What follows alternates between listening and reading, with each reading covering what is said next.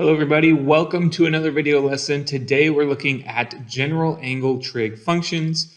After this lesson, we will be able to find values of our trig functions by using both reference angles and general angles. So let's hop right into it. Okay, the concept of a general angle. Say I have some point on my coordinate grid. P has coordinates x, y. Now, the angle that we want to assess would be this angle that we create with the positive x-axis, right? This is our standard angle. However, notice how I don't create a right triangle with the standard or with the positive x-axis. That's okay though, because we can look at this as creating a right triangle with our negative x-axis, right? Okay, so this r value we would find how? We would find that using our Pythagorean theorem. So I would say Pythagorean theorem, r is going to be the square root of x squared plus y squared. Right? If this is our y and this is our x down here. So we are going to use these values in order to calculate our sine, cosine, and all of our other trig functions. All right. Even though this is the angle that we're looking at, we can still evaluate using this triangle right here. Okay. So when we do this, our cosine we think of as x over r. Okay. That would be our adjacent down here over our hypotenuse. And our sine would be y over r, that would be our opposite over hypotenuse. Tangent would be opposite over adjacent, or y over x. Secant would be the reciprocal of our cosine, so that's going to be r over x. Cosecant would be r over y. And cotangent would be x over y, that's just the reciprocal of tangent. Okay, now let's take a look at the concept of quadrant angles. These are just angles that lie on our x or y axis. Okay, so if I have an angle of 0 degrees or 0 radians, okay, we would take a look at this as, say, r0. Okay, where r, like if I go back, r is our hypotenuse, right? But in this case, it's also my x value. Okay, so my x value and r would be the same on this 0 quadrant angle. Okay, likewise, if I have theta is equal to 90 degrees or pi over 2 radians, now my x value is 0 and my y value is also r. So r and y are the same in this case. And if I have 180 degrees or pi radians, now I have negative r0. So my x value is negative, right? But it is also negative r. Okay, so I always want to think of r as positive, right? If r is my hypotenuse, if I go back one more time, r is my hypotenuse, right? This is the distance from the starting point to, or in this case, my origin to my point, right? So that is just some distance, which is always going to be positive. However, here, my x value is negative r, but r is still going to be positive. Okay, and I'll show you kind of what that means in our examples. And here, if I have 270 degrees or 3 pi over 2, we have 0, negative r here for our coordinate. Now let's take a look at reference angles. Okay, our reference angles look like this. It looks like theta prime. Okay, it's the angle, the acute angle formed by the terminal side of our angle theta and the x-axis. Okay, so if we're in quadrant 1, then my reference angle is just my angle theta, right? Because this is an acute angle right here. However, once I go over to quadrant 2, notice if my angle theta starts from positive x-axis, goes all the way to my terminal side, that is not an acute angle, right? But this angle is. Okay, so this would be our reference angle theta prime. Or we'll just call that our reference angle. And then for quadrant 3, we're going to go all the way around. If this is my theta, then this would be my reference angle right here, being created with the negative x-axis again. And then if I'm in quadrant 4, this would be my reference angle right here. Now we also have trig ratios in every single quadrant, and it's important to understand we can think of our sine as our y values, right, and our cosine as our x values. So with that in mind, we can tell the sine of all of my trig functions in each quadrant. Okay, so make sure you write this down and kind of start to understand when sine, cosine, and tangent and the reciprocals are positive and when they're negative. Okay, let's get into some examples now, all right? Trig functions given a point, so we are going to be using general angle for this. we are giving, or we have a terminal side of theta in standard position containing the point -6, 2. We want to find our exact trig values of the 6 trig functions. Okay, so if my point is -6, 2, it's going to be in quadrant 2, right?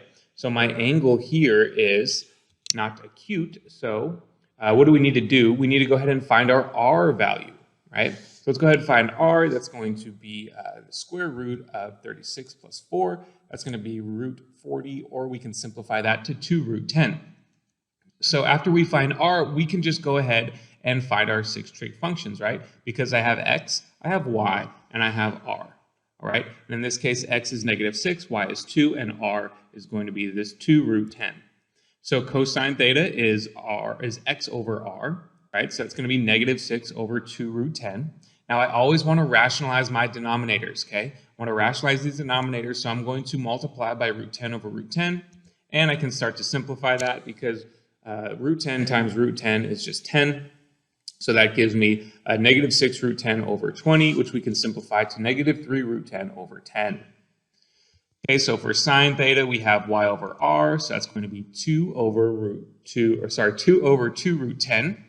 We can rationalize that to be root 10 over 10. Tangent theta is y over x, so that's going to be 2 over -6, or -1/3.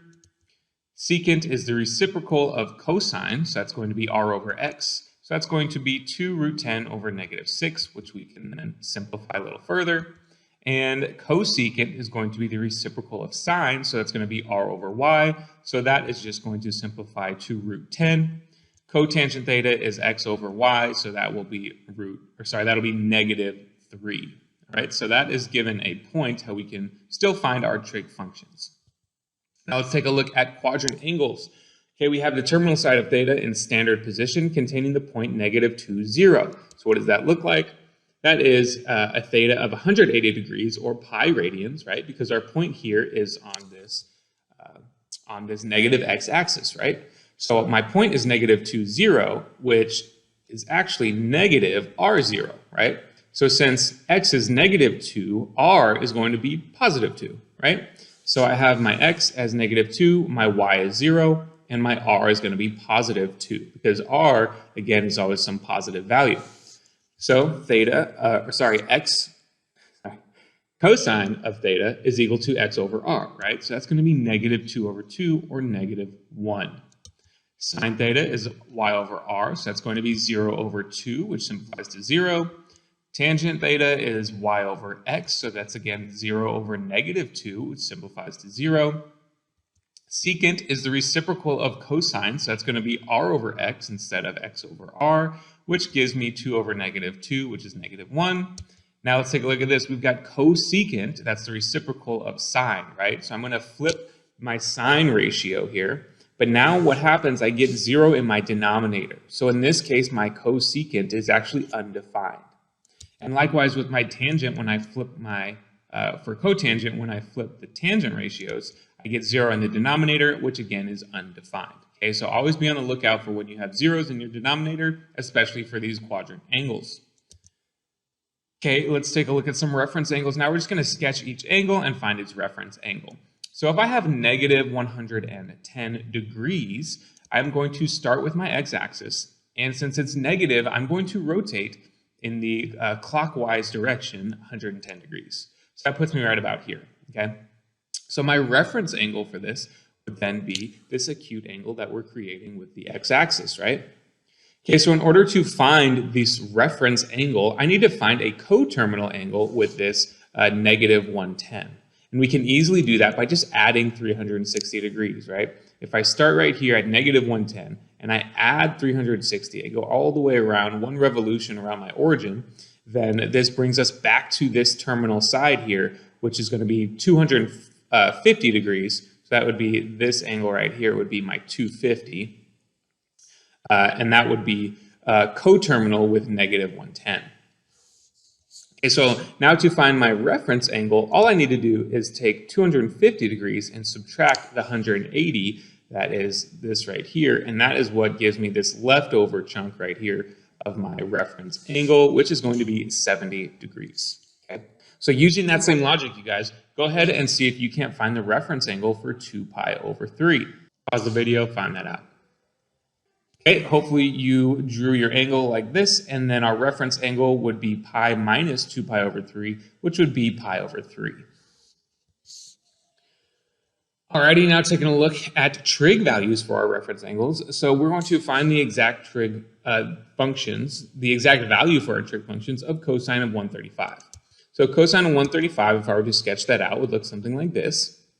Now notice again, this is my angle theta of 135, and that does not create a right triangle, right? However, we do create a right triangle here with this reference angle theta, which we can use for our trig ratios, okay? So our reference angle is going to be 180 degrees minus 35 degrees. That's going to be 45 degrees, okay? So instead of evaluating cosine of 135, I can go ahead and evaluate cosine of 45. Now, the only thing we need to realize is that we're in quadrant 2, right? And in quadrant 2, cosine is always negative, okay? Since cosine is negative, I am actually going to find not cosine of 45, but the cosine of 135 would be negative cosine 45, okay? So if you have a look at your unit circle, okay, you will find that the cosine of 45 degrees is pi over 2, so negative cosine, or sorry, not pi over 2, the cosine of 45 degrees is root 2 over 2, so the negative cosine 45 would be negative root 2 over 2. Okay, and again, that is because I'm in quadrant 2, and I know that in quadrants 2 and 3, my cosine values are always negative. Okay, so with that logic, you guys go ahead and try to find the exact value of the tangent of 5 pi over 6. Pause the video, give that a shot.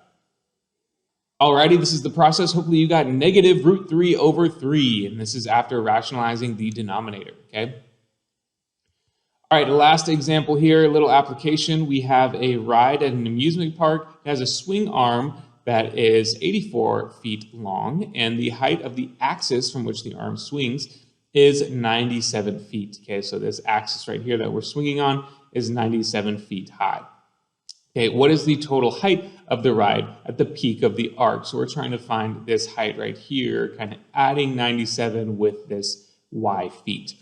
Okay, so I have an angle here of negative 200 degrees. So again, I want to find what a coterminal angle with negative 200 is. All we got to do for that is add 360 degrees, and we get a reference angle of 20 degrees, because when I add 360, I get positive 160, and then when I take 180 minus my 160, I get 20 degrees. Okay, so this is my reference angle right here. That reference angle is 20 degrees.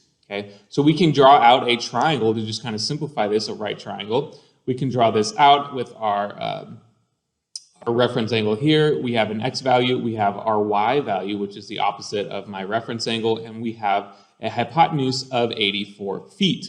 Okay, so for my reference angle, my opposite leg is y, my adjacent leg is x, and my hypotenuse is 84.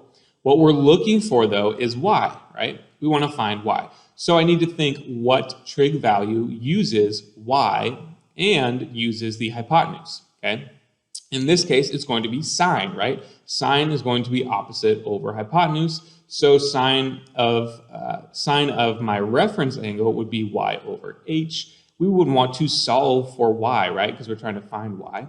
So I would say multiply both sides by h. These h's cancel out, and I'm left with y is equal to 84 feet times the sine of 20 degrees.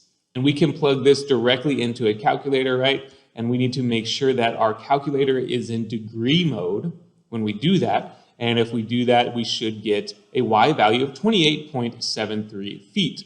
That's not what we're looking for, though. At the very end, we're looking for the total height of the ride at the peak of the arc. So if this is the peak of the arc here, and that y value is 28.73, we would just add that to 97 feet and get an approximate total height of 125.73 feet. Okay, so that is it for this video, guys. Good luck with your practice.